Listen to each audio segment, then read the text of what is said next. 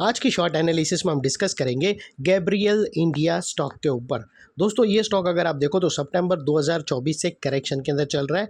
Overall अगर आप देखो तो स्टॉक ने 3 महीने पूरे करेक्शन में बिता दिए और करेक्शन में भी दोस्तों स्टॉक ने दोनों तरह का करेक्शन दिया, प्राइस वाइज टाइम वाइज दोनों। पहले स्टॉक ने प्राइस वाइज करेक्शन दिया जहां पर ये स्टॉक काफ़ी हद तक डीप डाउन साइड करेक्ट हुआ, फिर स्टॉक ने टाइम वाइज करेक्शन के अंदर एक साइडवे कंसोलिडेशन करी, एक स्ट्रॉन्ग बेस बनाया और अल्टीमेटली इसको ब्रेकआउट किया है। और दोस्तों ये स्टॉक को अगर आप देखो तो यहाँ पर एक डाउनवर्ड स्लोपिंग पैरेलल चैनल थी जो एक स्ट्रॉन्ग रेजिस्टेंस का काम कर रही थी। अल्टीमेटली स्टॉक ने उसको ब्रेकआउट किया है। यहाँ पर करेक्शन कंप्लीट के कंफर्मेशन मिले हैं, पॉजिटिव क्लियर डाइवर्शन मिला है और एक रिवर्सल चार्ट पैटर्न मिली है जिसके तहत ये स्टॉक करंट लेवल से अपसाइड में 13% रनअप के लिए रेडी है, 13%। लेकिन दोस्तों यहाँ पर कोई भी हमारी बाय सेल होल्ड रिकमेंडेशन नहीं है, ये प्योरली एजुकेशन पर्पज से मैं अपना पॉइंट ऑफ व्यू आप लोगों के सामने शेयर कर रहा हूँ। कोई भी पोजीशन लेने से पहले अपने फाइनेंशियल एडवाइज़र को ज़रूर कंसल्ट कर लेना।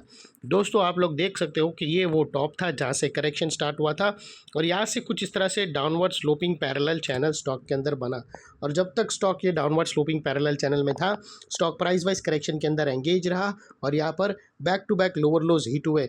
दोस्तों अगर आप देखो तो फर्स्ट लोअर लोज यहाँ ट्रिगर हुआ, सेकेंड लोअर लोज यहाँ पर, थर्ड लोअर लोज यहाँ और लास्ट लोअर लोज यहाँ हिट हुआ। और जैसे ही दोस्तों ये downward sloping parallel channel upside में ब्रेकआउट हुई, इसने मल्टीपल हायर हाइज को ब्रेक करके उसके अबाउ सस्टेन क्लोजिंग देकर कंफर्म कर दिया करेक्शन कंप्लीटेड। यहाँ पर हमें दो मेजर पॉजिटिव सिग्नल मिले फ्रेंड्स। पहले तो इसने डाउनवर्ड स्लोपिंग पैरेलल चैनल को अपसाइड में ब्रेक किया जिसके वजह से जो स्ट्रेट डाउन साइड फॉल आ रहा था प्राइस वाइज करेक्शन का, अल्टीमेटली वहाँ पर ब्रेक लग गई। और सेकेंडली इसके अंदर जो कंटिन्यू लोअर लोज हीट हो रहे थे वो स्टॉप होकर उसके अगेंस्ट में first time higher highs register हुए क्लोजिंग बेसिस पे, जो हमें ये कंफर्म करता है कि स्टॉक के अंदर बॉटम लग गई है, करेक्शन कंप्लीटेड और ट्रेंड इसका जो करेक्शन का था वो बाई साइड की तरफ शिफ्ट हो चुका है। अनलेस एंड अनटिल यहाँ पर कोई नया लोअर लोज ना मिले या फिर पुरानी लोअर लोज स्विंग के नीचे क्लोजिंग ना मिले तब तक हम यही मानकर चलेंगे कि यहाँ पर बॉटम लग गई है और अपसाइड मोमेंटम के लिए रेडी है। और दोस्तों बात कर लेते हैं यहाँ पर डाइवर्शन का। तो फ्रेंड्स अगर आप MACD डालकर चेक करो या फिर RSI डालकर चेक करो, आपको यहाँ पर पॉजिटिव क्लियर डाइवर्शन मिलेगा।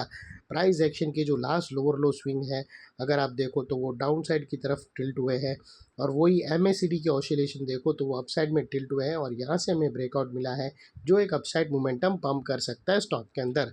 और अल्टीमेटली दोस्तों बात कर लेते हैं यहाँ पर पॉजिटिव चार्ट स्ट्रक्चर का। तो फ्रेंड्स अगर आप देखो तो यहाँ पर हमें एक ज़बरदस्त ट्रायंगुलर चार्ट पैटर्न ब्रेकआउट होते हुए क्लियरली विटनेस होती है। और दोस्तों इसकी जो नेकलाइन निकल कर आती है वो समवेयर अराउंड 470 के आसपास आती है और ये जो इनसाइड रेंज है ट्रायंगुलर चार्ट पैटर्न की ये 13% की है दोस्तों, जो ऑलरेडी ये नेकलाइन से ब्रेकआउट हो चुकी है।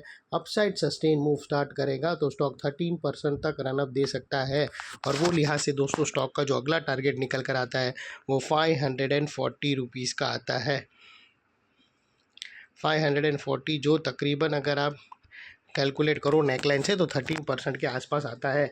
और दोस्तों बात कर लेते हैं स्टॉप लॉस की। तो यहाँ पर आप अपने एडवाइज़र को पूछकर ATR की ही हेल्प ले सकते हो और ब्रेकआउट कैंडल के नीचे अगर आप रखो तो आपका risk to reward ratio favourable नहीं रहेगा, तो वो लिहाज से दोस्तों आप अपने एडवाइज़र को पूछकर ATR की हेल्प ले सकते हो। जो भी स्टॉप लॉस रखो एंड ऑफ द डे आपका कैलकुलेशन ये होना चाहिए कि आपका रिस्क टू रिवॉर्ड रेशियो 1:2 या 1:1.5 के बीच में ही फॉल होना चाहिए। और फाइनली दोस्तों नेकलाइन के पास का ये एरिया बहुत ही इंपॉर्टेंट एरिया बनकर खड़ा है क्योंकि अगर आप देखो तो मल्टीपल पॉजिटिव फैक्टर्स यहाँ पर एक्शन में आते हुए मिले।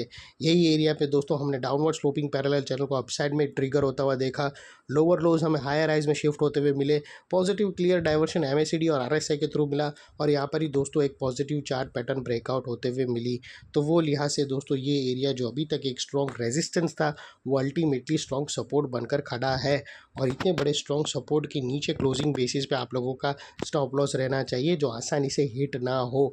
और बाय एनी चांस अगर क्लोजिंग बेसिस पे ट्रिगर हो जावे तो नो इफ नो बट सीधा स्टॉप लॉस देकर ट्रेड को वाइंड अप कर देना चाहिए। ये थी हमारी शॉर्ट एंड स्वीट एनालिसिस। अच्छी लगे तो प्लीज़ चैनल को लाइक शेयर सब्सक्राइब ज़रूर करना। Thank you. जय हिंद।